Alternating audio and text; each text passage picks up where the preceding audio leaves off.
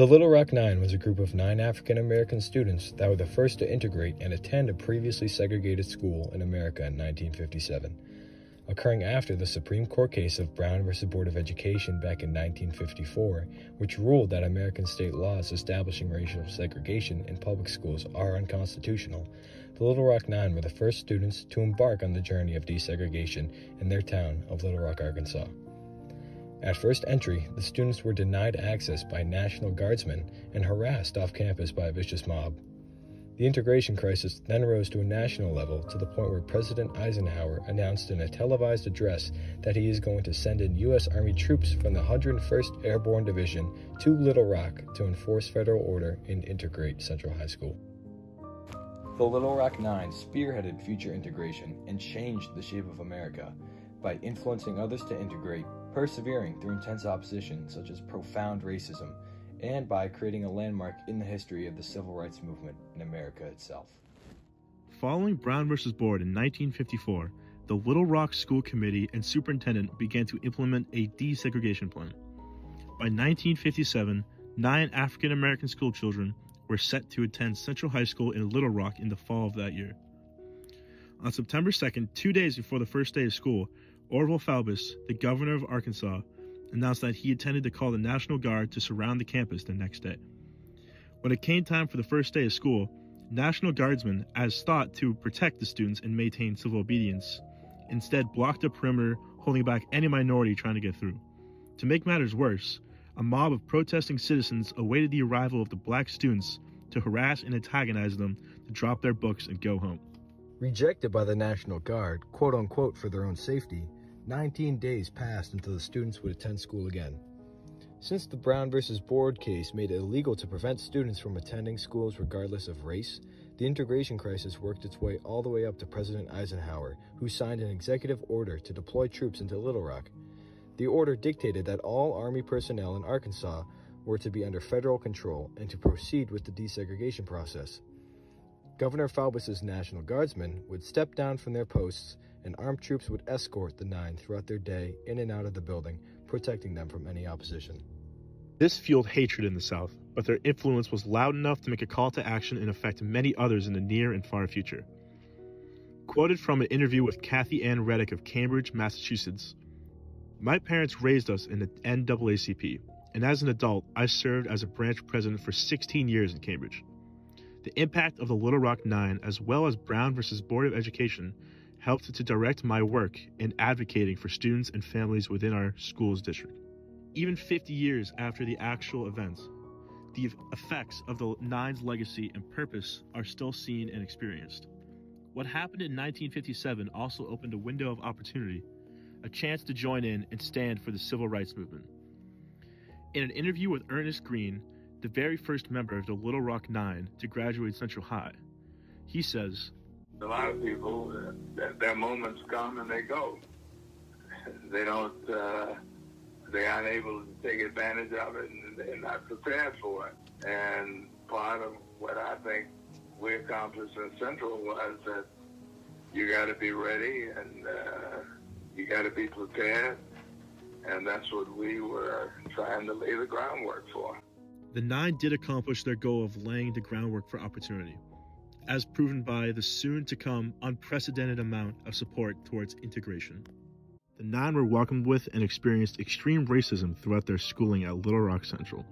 Almost every day they were met with an angry racist mob upon entry. In their deafening screams, they would threaten the students constantly. Daisy Bates, one of the largely influential activists at the time, recalled in her memoir that she even heard people yelling, "Get her, lynch her," when the female students walked by. However, the Nine did not let any obstacle stand in the way of their determination. The students not only faced racism outside the school, but throughout their entire day within the campus. In one instance, a white student named Hugh Williams knocked out one of the Little Rock Nine members with a punch to the head, and a medical assistance was required. Hugh's offense was punished with only a meager 3-day suspension and continued to live on to be a Little Rock Fire Department captain without any regard to his past actions. Melba Patillo, one of the members of the Little Rock Nine, was just one of the many to be subjected to the harsh and obscene racism. More specifically, she wrote a memoir called Warriors Don't Cry about her experiences in the school. Patillo recalls back to the time of a school rally where she stood as an obvious minority among other white students. After the gathering, she was approached by 4 football player-type students who knocked her books and papers onto the ground, pushed her into a dark corner underneath the auditorium balcony, and then proceeded to pin her against a wall. A forearm then pressed hard against her throat, choking her to the point where she wasn't able to speak and could barely breathe. She writes in her memoir the exact words spoken to her as she was pinned. "We're going to make your life hell. You all are going to go screaming out of here, taking those loving soldiers with you." Patillo continued to write about that day, but what was the most significant was what she wrote in her personal diary later that night. "After 3 full days inside Central, I know that integration is a much bigger word than I thought." Melba continued to attend school fighting for integration, but only for a short while longer before transferring to pursue her college education. When it comes to taking a charge against segregation and fighting for one's rights, the Little Rock Nine truly stood as influential figures and a permanent step forward in the progression of the fight for African American rights. In the following year of 1958, there was a substantial amount of controversy surrounding the continuation of desegregation in Little Rock. Segregation won the popular vote over integration, grants for postponement of integration were requested and appealed, but overall, the Act of the Nine Students back in 1957 left a mark, and it shows. On October 25, 1958, nearly 10,000 students led by baseball player Jackie Robinson, singer Harry Belafonte, and political leader A. Philip Randolph held a Youth March for Integrated Schools rally in Washington, D.C., which greatly gained support towards the efforts of desegregation.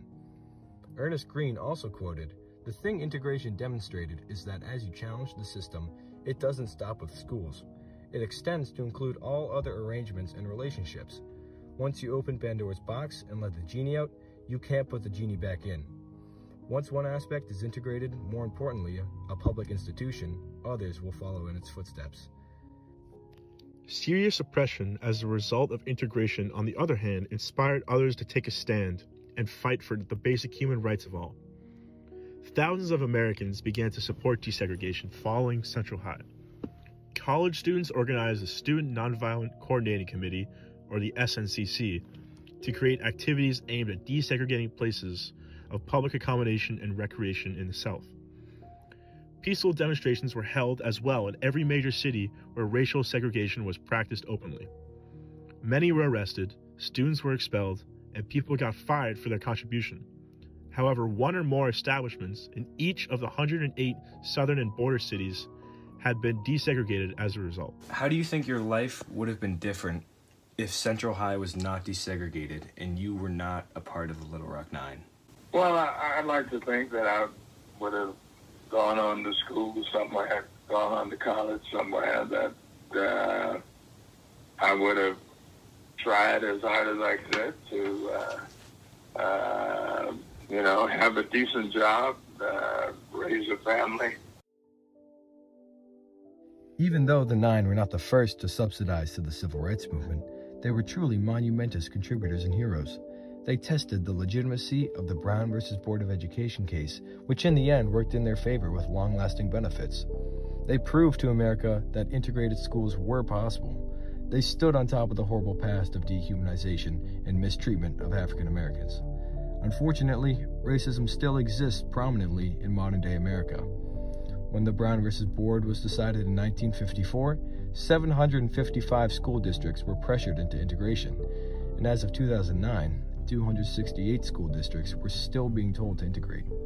This number should be 0, and total equality is the ultimate goal. But nonetheless, integration alone would not have been possible without the Little Rock Nine.